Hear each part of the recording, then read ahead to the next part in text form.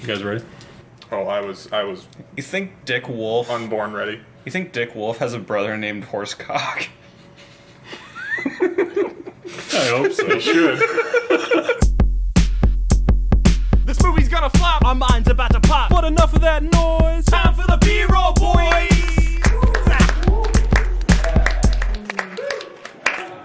Welcome to another creature-commanding episode of B-roll, boys. These are my furry companions, Justin, and Harlan. Today we bring you from the oily, chesty depths of 1982, Beastmaster, directed by Don Coscarelli. Fun fact: he directed 4 of the 5 Phantasm movies, Oh shit. and a personal favorite, Bubba Hotep. So. How many movies have we watched now with a blonde, poofy-haired, completely hairless, muscular, and oily protagonist? 2. In which we can see most of his ass throughout much of the movie. Yeah. 2. This is like almost exactly like Yor. But not as good. Yeah. Yeah, I really just went for it with Yor. I feel like maybe I should have swapped the two. You know? Maybe. Beastmaster first and then this one. 'Cause Maybe, but of similar genres, what could be as good as Yor? yeah. Honestly, yeah, Yor's kind of like the best of that archetype of movies, because this wasn't Agreed. as... I think it started out pretty strong, but I was losing steam around the halfway point. My biggest thing is just that this really felt like it was 2 hours. So fucking long. Your kind of flies by, and I think yours like an hour 30, like hour 40, something like that. Yeah, like it's That's all not. it really needs to be. Yeah, exactly. Whereas this movie, yeah, it's like it's close to 2 hours, and it really feels like All right, it. we're going to have a B-roll first here today. I agree with Harlan. What?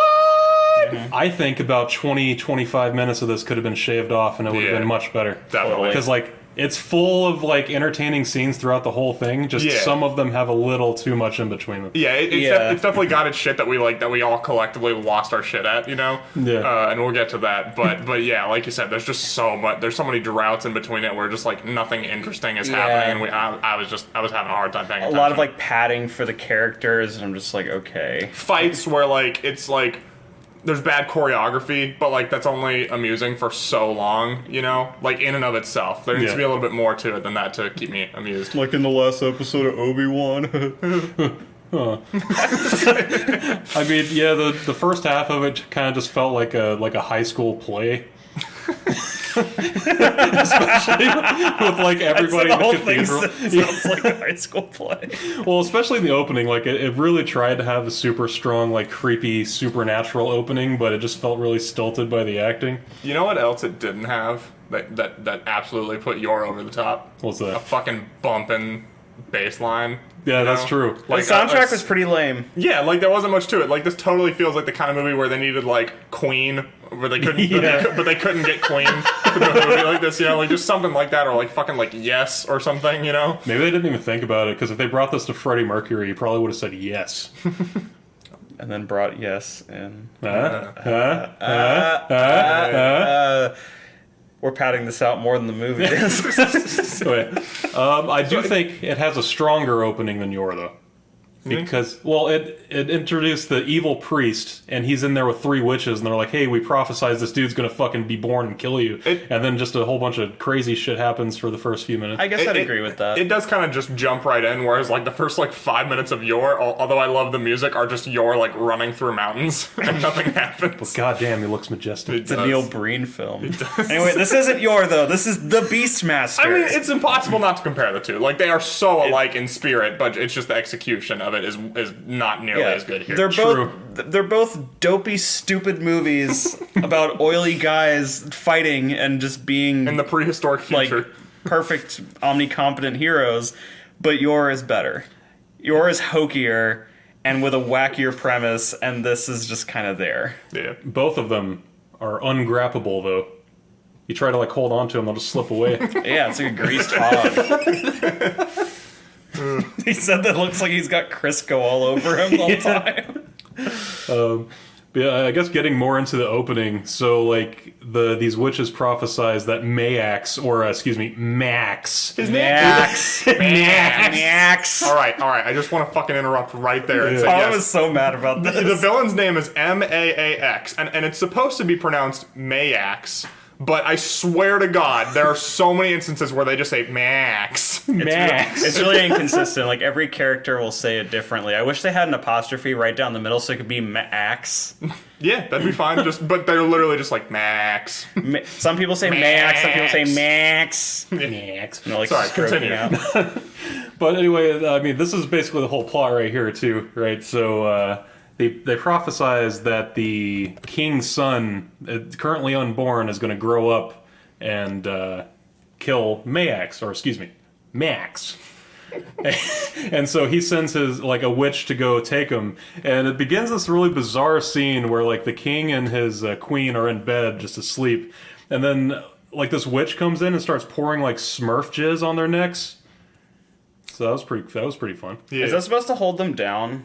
No, I think it like made them unable to scream or speak. It's like the opposite of Vicks Vapor Rub. It's like It gives them COVID. they essentially rubbed it into their chest, but then they can't breathe. But then the witch takes the pregnant queen, and they bring a cow into their bedroom, and then they start this ritual. Yeah, this and part was then kind of stupid to me. they teleport. They basically teleport the unborn baby into the cow. They pull the old switcheroo. So Yeah. I guess the woman would have given birth to a calf. I guess.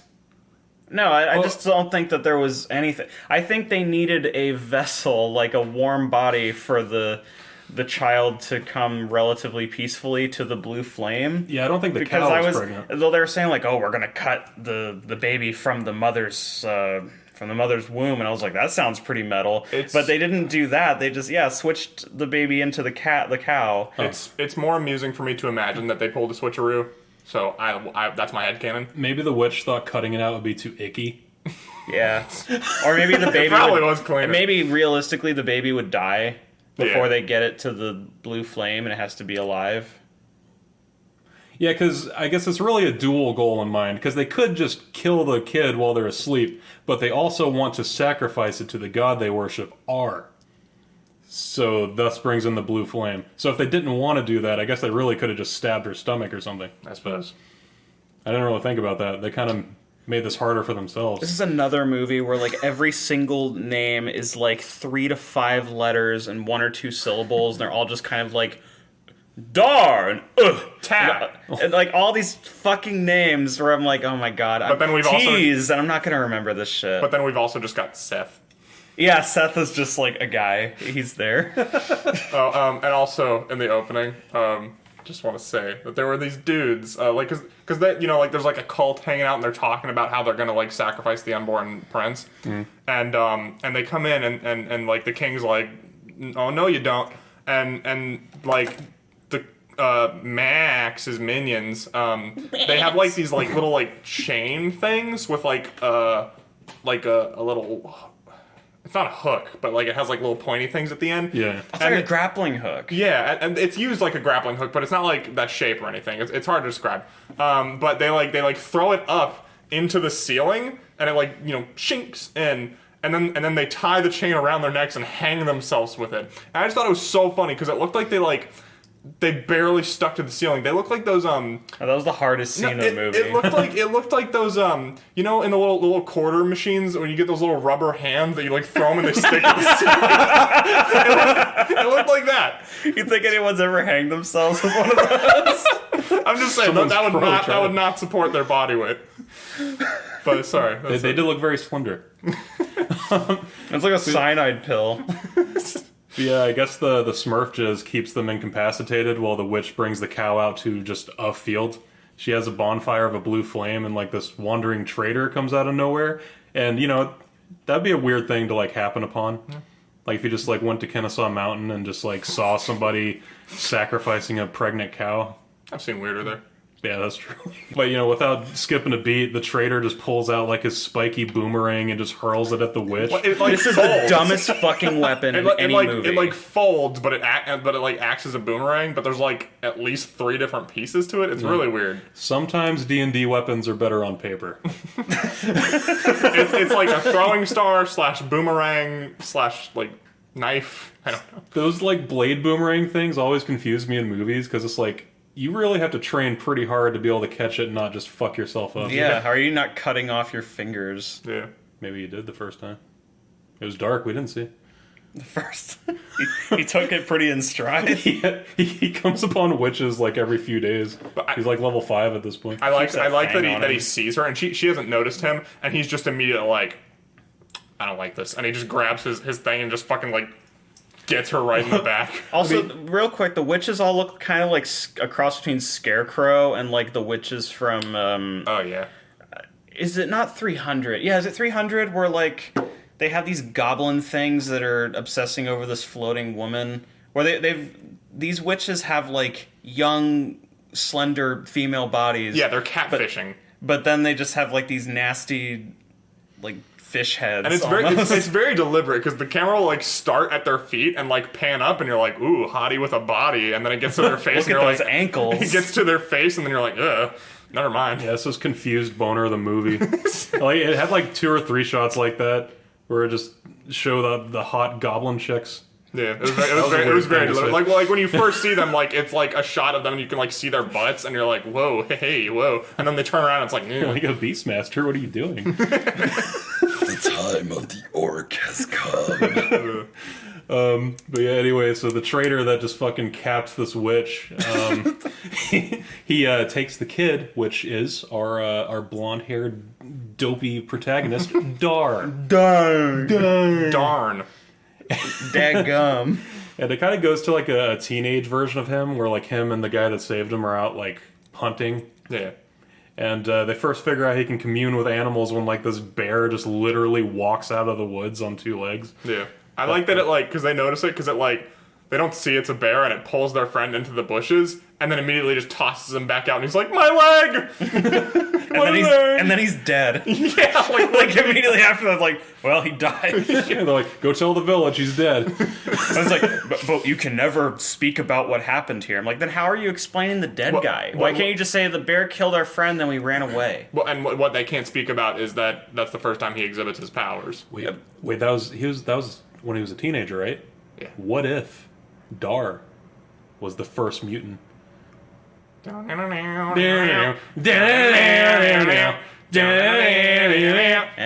was his name. But anyway, yeah, so that whole thing is literally just setting up that he can talk to animals. Yeah. But So I don't think that's super immediately conveyed, though. Well, and sorry, I'll get back to that. Sorry, continue. Harlan input buffered a bit there. No, I just realized it'll be better placed for another discussion later. But, like, I mean, I know what the goal was supposed to be, but I didn't think it was, like, super obvious, I guess. yeah, because he didn't really talk to it, because he has this thing where he either talks to the animals or he kind of just gives them like his Google eyes stare. But it's understood that like he can see through their eyes and they can see through his. Yeah. So I think it was trying to convey that, but for the first time they're showing it, they should have just had him talk to the fucking bear. Like, if they're gonna commit to him doing, like, bird cries and shit through the rest of this, then he could have done just, like, a big, dumb bear roar, and then the bear backs down, but instead he just stares doe-eyed at it, and then the bear fucks off. That's something that also cracked me up, is because, yeah, like, there's, like, this hawk that follows him around, and every now and then he'll be like, "Rah!" and it's hilarious every time it happens. But it's weird because he doesn't do it every time. Exactly. Well, like, and any other animal he communicates with, he just like makes faces and like gestures with them, like or talks to them. Yeah, like he wants his panther, tiger, or whatever to like go away, and so he just gives it like your traditional like kind of look. You know, he like looks to the side. You're like, get out of here. You know, and it takes the hint. But like, why didn't you? Why wasn't he like?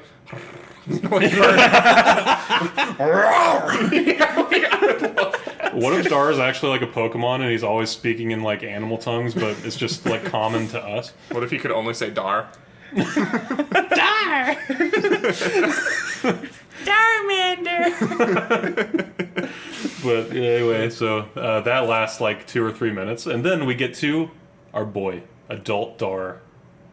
Yeah, looking as mentally vacant as you hope he would be. And then he has a really endearing look with his dog, his big old his big white puppy, and gives him the doe eyes, and they're like, "Oh, Toto, I love you," and it's like, well, this dog's gonna die in like 5 minutes. And it's sure that this is like the like most fucking capable, reliable dog ever, because it's like, you know, when the fucking like bad guys show up and start fucking shit up, this dog is like dragging people. Like away from the fire. Yeah, like 30 seconds after it shows adult Dar for the first time, his village just gets attacked by the Juns. Just some dudes. They're for what it's worth. It was the Jun show. They look like witch doctors or something. Well, they were barbarians conscripted by MaAAaAAX. MaAAaAAAX. All right. Here's the thing, right? Is that Okay? There's such an afterthought in this movie, like. Because the whole setup at the beginning is the prophecy that, like, the unborn prince will kill MaAAaAAX, okay? And like, so it's setting him up as, like, the main antagonist, but then after he is dead, you know, it really felt like the climax of the movie, but then after he's dead, there's just another 20 minutes of him fighting the Yun, and there's no, like, emotional stakes to it. And I know they tried to set it up earlier with, like, oh, they burned down his village, so he's out for revenge. But to bring it back to Yor again, this is something I think Yor did it better. Like, when we see Yor in the beginning of the movie, he's just, like, traveling. He's just wandering, and then he runs into Claw and Pag, and they're like, yo, what up? But, whereas in this movie, we had, like, a whole setup like that to give him, like, a motive to go out and, you know, be on the run.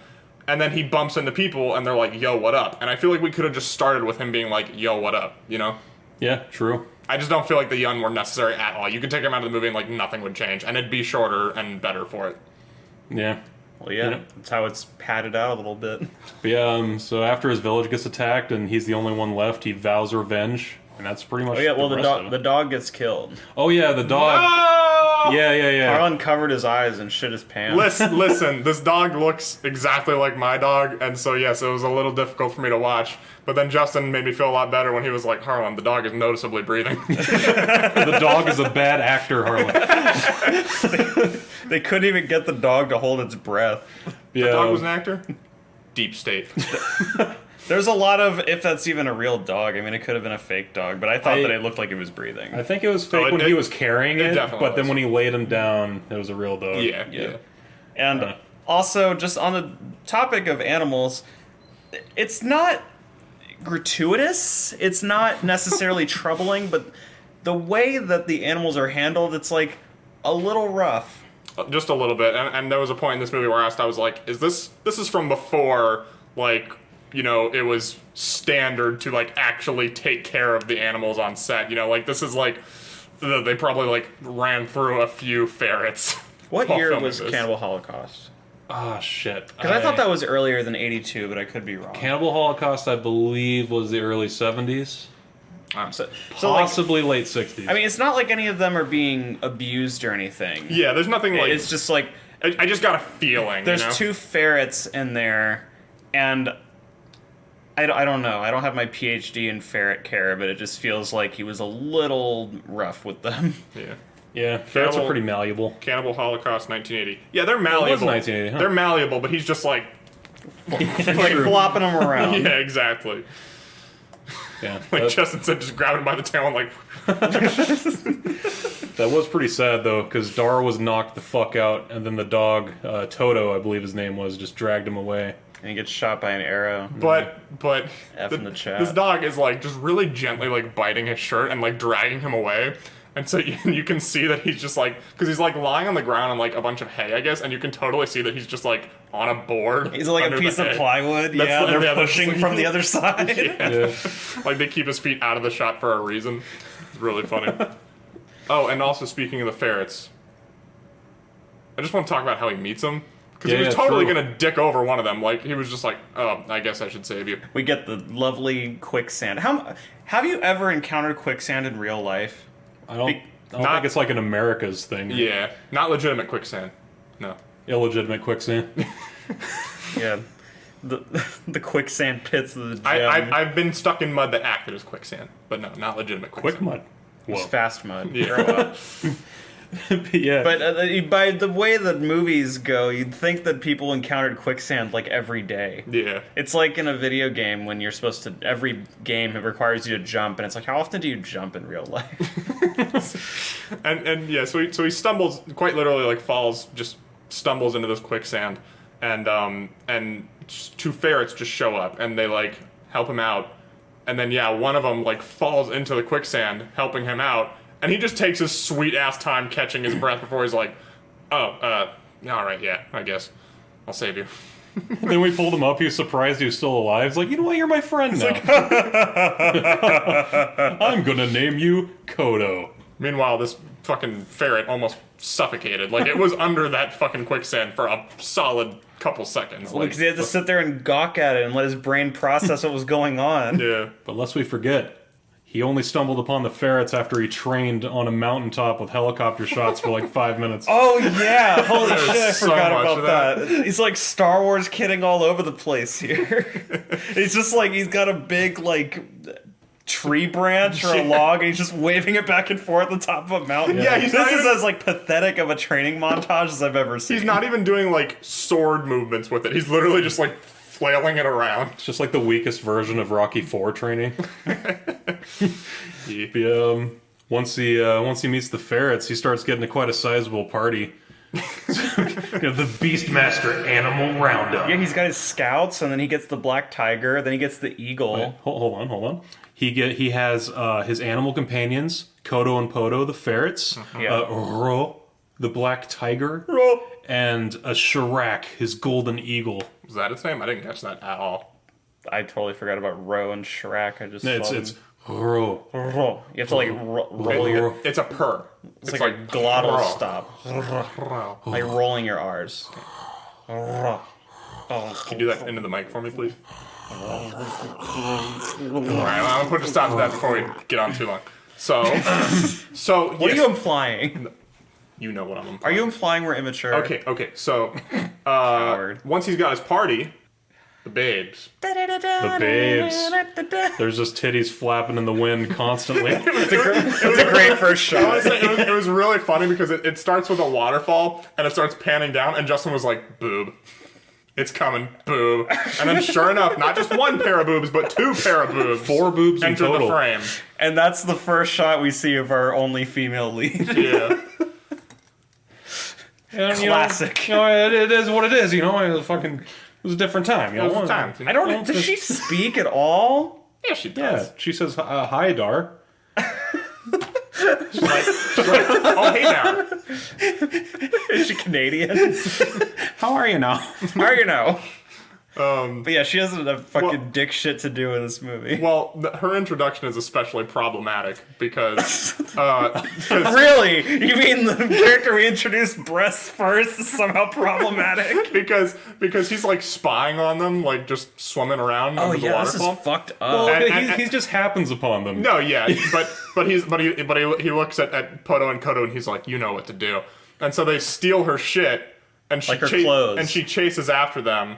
And Right. then, then she runs up on his tiger. Ro. And he's just and like he's literally using his pets as wingmen Yeah, to pick up chicks. He Like, has his back to her, and he's like looking at the tiger, like, "Yeah, good, you're doing good right now." yeah, he's like he like wants her to think that like he doesn't like he's like, I don't know, this tiger like this tiger's a threat, and meanwhile I'm saving you. this is where he's literally just like giving like a look that's like, go on, get out of here, like act like I scared you off, and then he literally turns around, and he's like, I accept payment in this form, and then he like really forcefully kisses her. Like, I don't know what the point of the setup was to make yourself look heroic if you were just gonna really forcefully kiss her. Yeah. It was uncomfortable. He uses sexual assault as an in. Is Dar an incel? I mean, clearly not. And we also learn later that she's his cousin and she's into it, so that's cool. Yeah. Ugh. Oh yeah. Got some Game of Thrones action going on. Yeah, because He's a warg and we have incest. the reveal is that, like, you know, we meet this guy later, and it's revealed that he is the king, that, you know, lost his unborn son, and so it's like, oh shit, that makes you. But then it's established earlier that king's son, who I guess would be Dar's brother. Dar's like kid brother. Yeah, exactly. Like he says that the woman we were talking about, Kiri. her name is Kiri. Yeah, he says that that's her cousin. It's like, oh, so that makes Dar her cousin as well. Okay, and yeah, they're all aware of that, but I guess just By the end, they don't give a fuck. It is Smooch City on top of that. They're already there. They could to no prize it. They could not be related by blood.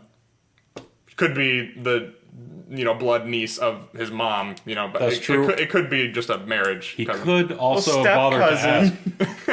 But again, like it was relatively recently. Stepdar. Relatively recently, in real life, it was not unheard of to marry your cousin. So I guess they were just rolling with it either way. Until how recently, Harlan? What year did Obama leave office?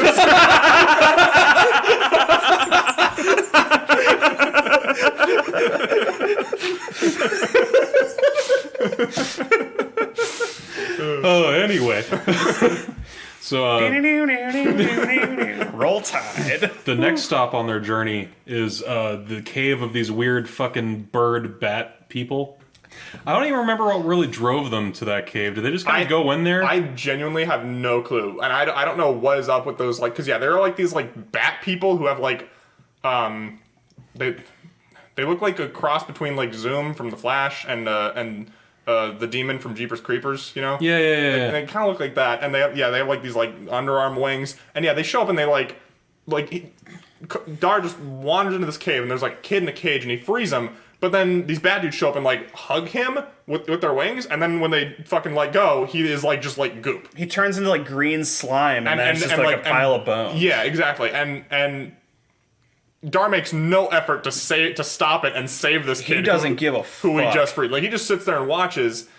And, yeah, did you guys catch it? Like, I have no idea what was up with those bad dudes. Like, what was that explained at all? He ends up recruiting them later. Yeah, like they follow the Eagles him. from Lord of the Rings. They follow him, I think, because like he has like a medallion for the bird, and that's like the hawk shows up too. I think because they're bird people, his eagle flew in and he grabbed the amulet, and the eagle landed, and he was cool with the eagle, and they were like, "Huh, maybe Dar's all right." Yeah, we won't digest him in 5 seconds. I followed that. I just didn't follow like what is up with these people. Like, what are they doing here? Where do they come from? Like, why? What are like? Just there were a lot of questions. I think it was just a side quest that just kind of stumbled upon. That was like shittily written. Yeah. They're like, oh, there's people in these caves. You helped them. Here's an amulet. Yeah, it wasn't very interwoven to the rich story like everything else was. The rich Dar lore. Yeah, like I think you cut and they come in to save them from the Yuns at the end of the movie because they're like surrounded. Like he beats like the top Yun, but they're still surrounded by like his minions. And then yeah, those bat dudes show up at the end and save them again. Like you could cut out the Yuns, cut out these bat dudes, and like you'd have a shorter, better movie for it. Yeah. Every couple minutes we get to something. They should have cut this out. Sensing a pattern. We should just make a movie, and then a bunch of other nerds can tear us apart in like 40 years. Those are the C-roll boys. Those are like our version of the Rowdy Rough Boys. It's like our evil nemesis. Anyway, okay, so where the fuck did they go after that cave? I've seen this movie like a few times, and I don't even remember. I just watched it. I think the next thing after that, they meet the prince and Seth. Right. Because I think they just happened upon them in the woods too, right? Yeah, and they just like, which turns out to be his little brother and his bodyguard. And Dar's like, hold the fuck up. What's the deal with that girl? Like, that's my cousin. He's like, oh shit. wait, no, you know what I think is before that? What's that? When he happens upon the village that MaAAAaX is at, and they're in the middle of a couple of child sacrifices, and this is probably my favorite scene in the movie, is when they're like yeeting kids like down this chute into a fire, and he lets one kid die, and then they're about to sacrifice. He sits there and just watches to make sure. He's like, well, let's give him a chance, and they're about to yeet this other kid down. And then he calls in his hawk, and the hawk grabs the kid while he's falling down the chute and flies away with this child. And how old would you say this child is? He's like 10? Yeah, like he's like a hawk. Like, and it's hilarious watching this hawk fly away with this child. Because obviously it just had like a doll or some kind of dummy, so the kid is just like ragdolling behind this bird. It's fucking hilarious. It changes direction. He's just like, it's like, oh, that would have broken his neck. Yeah. And there's like another shot of it, later on where this kid is like soaring above the air with his hawk. Speaking of that, like every single place they go, it always has a helicopter like above shot, and then it shows like him looking through the eyes of the eagle. Yeah. Yeah, it's like after the 5th time, like I get it. Dude. There were so many of these helicopter shots where it's like, all right, stop. It's literally bird's eye view. Well, maybe they rented it for like a week on set, so like we have to get our fucking mileage out of this. I wonder how long it took to film this. It was filmed for $9 million. That's a lot more than I thought it would be. Yeah.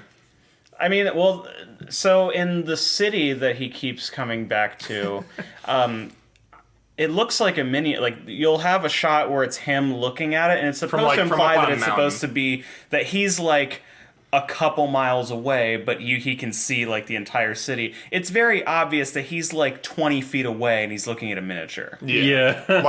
They really needed to like put him higher up and angle it down more. To make it look more convincing, because as much as I'm like standing in front of a coffee table now, like it looks like that. Or have him like out of focus a little bit, and maybe like you focus onto the background. Like, sure. Yeah, it just doesn't look like there's no. You can use forced perspective for that kind of thing. Yeah. But they don't. Yeah. They need to have him way closer to the camera or way higher up, or maybe just like shooting from a higher angle would work. Yeah. But as it is, I'm just like, oh yeah, there's like a model of a city which looks good, but it's like the size of a living room, and you can tell. It would look good if it were used properly. If it was shot properly. Yeah. Okay, so then he meets Seth and what's the Tal? Tala? I don't know. It's something one like of those two. I know it has TAL. I don't remember if there's an again, like A. this just feels kind of inconsequential. Like he like recruits them and saves them, and then he uses them as yet another in for Kiri. Because they're on the boat, and they're like, will you help us save our people? And he's like, can I get laid? He's literally like, I don't know, I'm gonna need some convincing. Maybe you couldn't ask Kira to ask me. Yeah. He's like, Kira, will you fucking go blow him, please? And then she's just like, he's like, oh, I guess I'll save you. Yeah. she's like, how about with this? Then we went into our next face-sucking scene. Yeah. And then after that, I think they're in the dungeon crawl. Yeah, it's pretty much think just that's next. them taking down MaAAAaX and his evil witches, and also the evil barbarians that he also hired. He has like they seem very separate, but they apparently were under his control. He has like Bane minions, Yeah. like they even have like black and then like. Black and white with like green eyes. They're like they very gimp much look suits, or like gimp masks. Yeah, it's very gay. Yeah. Because they're all dudes, Just straight up. They're all dudes. It feels very gay. That's cool. Yeah, the first time they were going through that dungeon, it's like they had like floor level cages or something, and it just showed them in the sides there. And yeah. That shit would be pretty Well, cool. you just know that, like, the people watching we're saying it's gay, but it's not, like, gay in a disparaging way. It's like you can imagine the people that are, like, really pumping their fists and being like, yeah, Tar!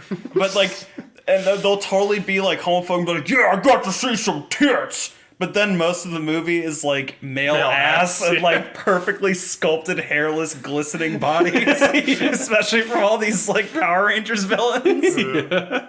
And I'm like, do you guys not see the irony in this a little bit here? It's like 300, kind of. Totally. It's supposed to be a big manly movie for men. Yeah. For big straight man. And then it's just like, okay, well, you're looking at the male form quite a lot. Like for 95% of it, you just see oiled up abs and pecs. Yeah. Are we projecting too much? I feel like we had to like clarify that a few too many times. But anyway. Well, I was hard. I'll admit.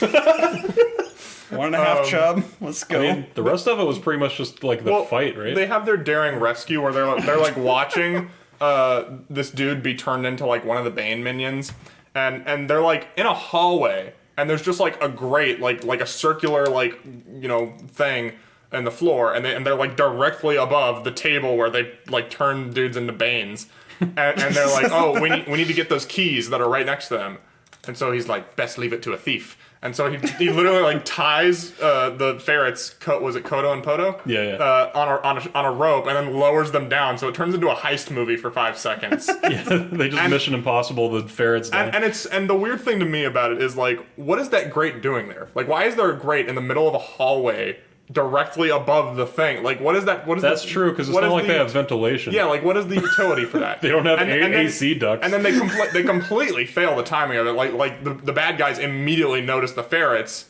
but they don't think to look up at where the string is coming from and be like, oh, there's dudes up there. Oh wait, isn't this underground? Or some element of it underground? I don't know. I wasn't in the temple? Yeah, I guess. I have no clue. I guess yes and no. Because you'd still need some kind of ventilation. I have no clue. Maybe it's like, so you could have fresh air from outside. Yeah, maybe like on the top level. Like I'm willing to. I wasn't as bothered by that as you guys were. I was just like, oh, okay. Oh, I just thought it was fun. It's a vent. It's a little window for plot armor. It could be also a release for the noxious gas that it takes to make Bane men. Could True. Never know. It's like their little meth lab. They make little Bane guys. Yeah. In gimp masks. Then they save the guy who's the king that we don't know is the king yet because we thought he was dead. Plot twist. Oh yeah, because he's like, we see him at the beginning, but then he's like super old and shitty looking, so he's basically like, he looks like a completely different character. It is a different character. And he also has a giant blindfold on. Wait, didn't we see him at the beginning? We did, and it was a completely different actor. Like, I guess he just lost weight. I thought you said it was like a completely different character. I'm like, did I miss something? No, yeah, sorry, I meant like essentially as a different character. Gotcha. Yeah, No, it's the same guy, but like it's literally a different actor. Functionally, he's like, a different guy. They recasted him, yeah. And yeah, you never see him without this blindfold on, so it's hard to even like get a feel for what he looks like, you know? Yeah. It's like maybe they did get another actor who genuinely looks like the first guy, but I wouldn't know because he has a blindfold on the whole time. Yeah, true. But they get into like a small feud with Dar, right? Because they want to go in and like liberate their city, and then he has to like. Sorry. I'm like, sure. I'm having a hard time remembering. This is where I was starting to tune out. Yeah. Okay. Yeah. So basically, he says they need to get the fuck out of there. They want to go back in like fucking dumbasses and I guess save everybody else that wasn't in the temple, but their city is still taken over by MaAAaAX and the Juns that he hired. And he's like, no, that's a bad idea. Then they go in and get captured. Then he's like, fuck, I gotta go save them. Then he does. It's like instantaneous too. Yeah, like, so the next scene, he's like, they're captured now. Yeah, that's a whole other thing that could have been cut out. Save another 10 minutes right there. Yeah. But yeah, he comes back, has an epic on top of temple fight with MaAAaAX. I use epic pretty loosely. Generously. Like, even for stupid, like, Indiana Jones, the poorest version of kind of combat, like, this looks like shit. Yeah. We've got the whole, like, putting a sword through somebody's, like, armpit, and it's like, oh, you stabbed him. There's zero blood. Like, is this a Shakespearean play? Like, come on. Yeah. But the most important part of that fight, he kills him once. The witch resurrects MaAAaAX, and he comes back to fight some more. And then Kodo sacrifices himself and jumps into the fire pit with him. Kodo.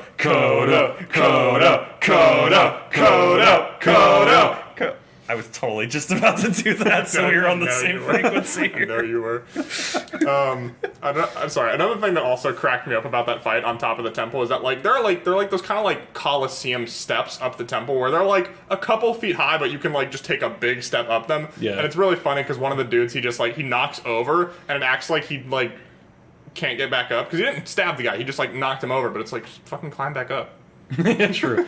It's they're fighting basically on a Mayan temple. It's got like steps on all four sides and yeah. Yeah, I like how there's one shot, I think it's at the beginning in the first of the fight scenes there, where he like pushes a guy down the stairs and instead of like tumbling down, the dude just kind of like slides on his back, like just vibrating down the stairs. And I was like, that was the best you could get out of that stunt guy. If you're like paying a stunt guy to fall down the stairs, then push him down the They stairs. may have not had stunt guys. They may have just had guys and just like try not to hurt yourselves. It's like members of the crew, it's like, you want to make $30? It looked like when We'll buy you lunch today. It looked like when you're a kid and you like slide your mattress down the stairs. Maybe they had plywood under him too. Maybe it's their solution for everything. I hope so, man. This movie wasn't worth hurting yourself. Yeah. It didn't have a lasting legacy like Yor. Yeah. And here's the final part where it artificially extends itself for a little too long. Because like you Oh think my the God. movie's It went on for over. like another 30 minutes. Yeah, Yeah. I was like super sick of it by this point. And then even then, like I was like, okay, so we still because I was thinking about it at that point, like right before MaAAaAAX died. I was like, what was the point of the Yun? And then they killed him, and then they were like, oh look, the Yun are coming, and I'm like, okay, so we're still doing that. And then there's like a head honcho Yun who I don't think has a name, and they kill him in a pretty big way, right? Like there's like a one-on-one fight with him and blah blah blah. And then it still keeps going after that. I'm like, oh my god, let it end. Like, just know when to tap out. Like, True, but there was a couple epic moments during that. Well, it's like, yeah, they've got all these like setups from the beginning, like how the entire their city, their castle, whatever, I think it's the city, is surrounded by oil, or it's supposed to be tar, but yeah, it's the same thing. Dar, dar. Hardar sauce.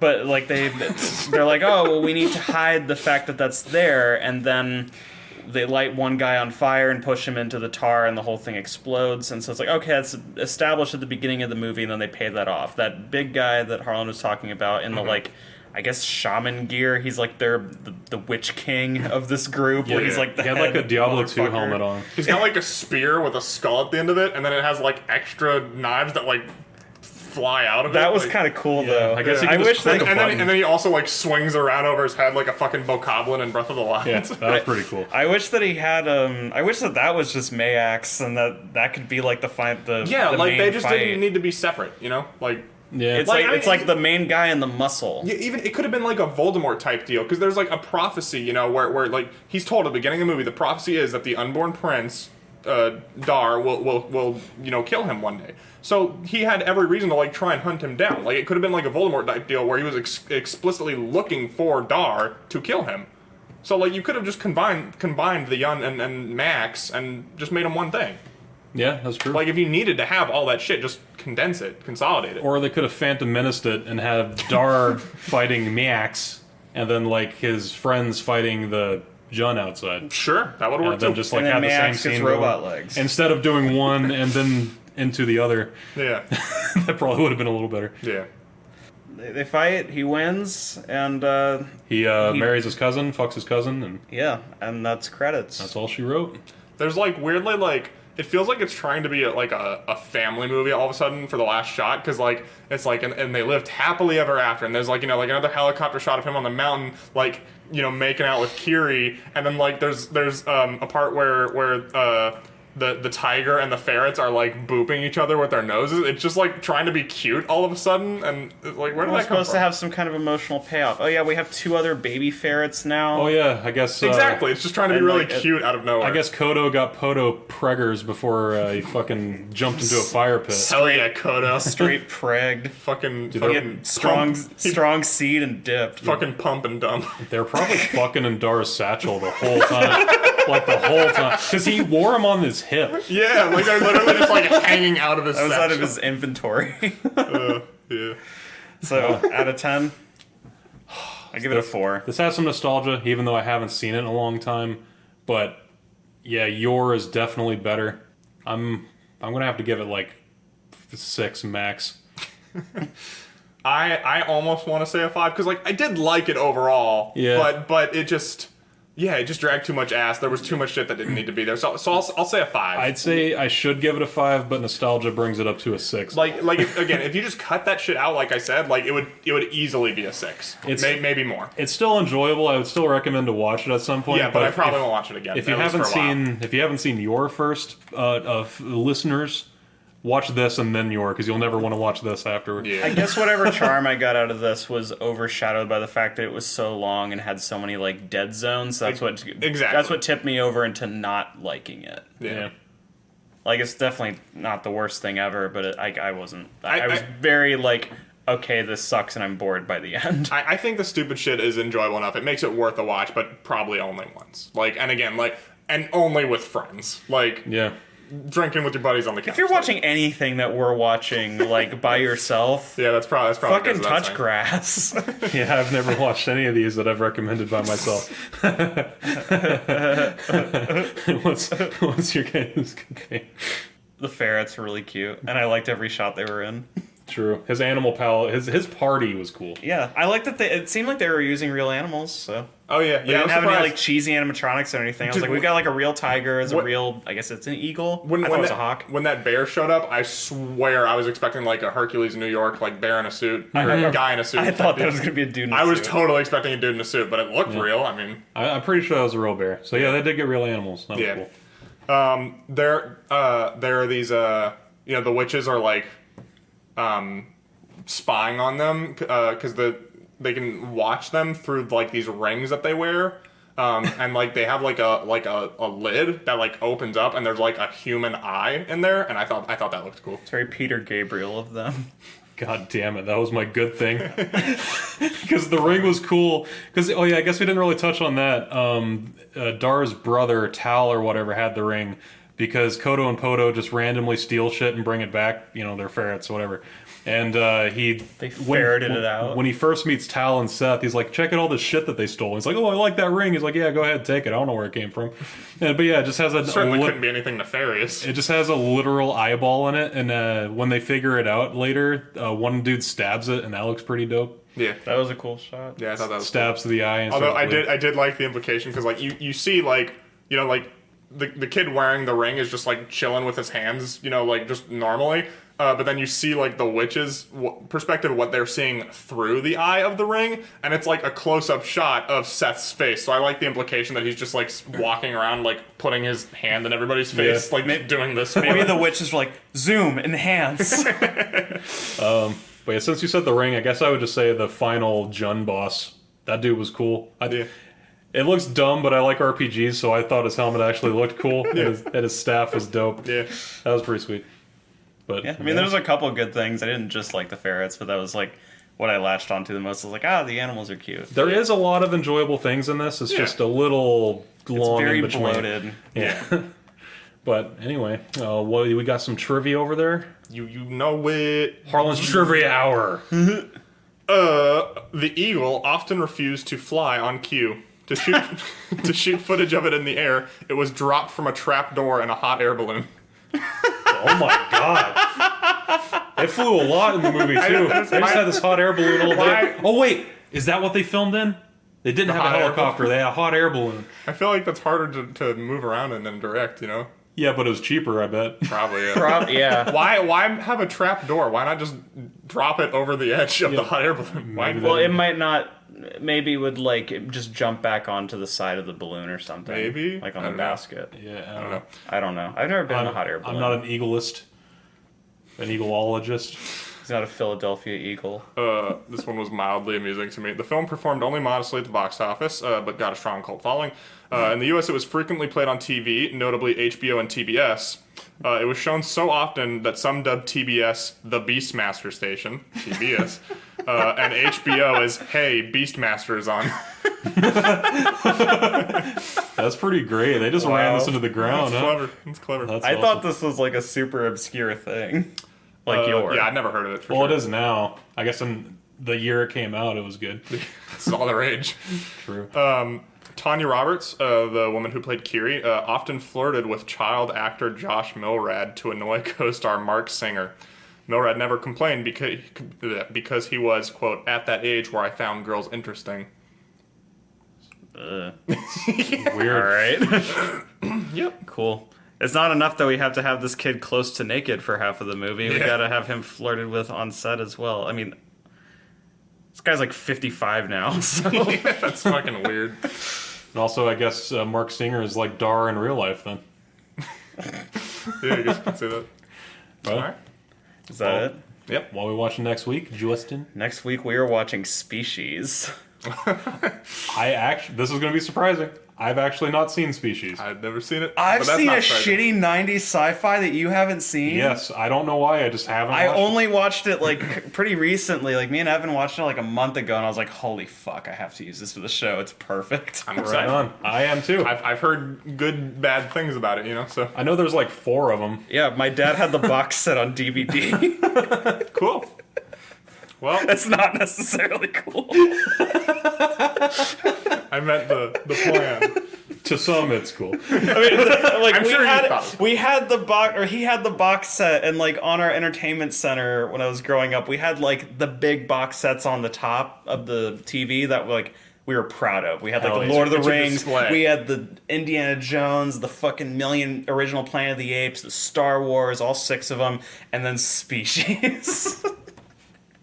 Right on. And I had never seen it until recently, and it's a perfect B-roll movie. Hell yeah. So I'm fucking excited. Yeah. Get some Alright. 90s up in here. yeah, there's like 95, I think. All right, boys. Well, it's been real. Time to fly away.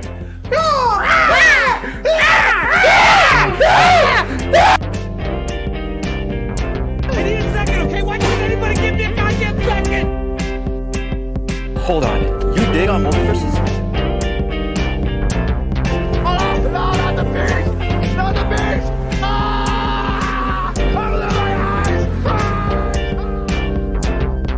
That's it. What, we some kind of B-roll boys.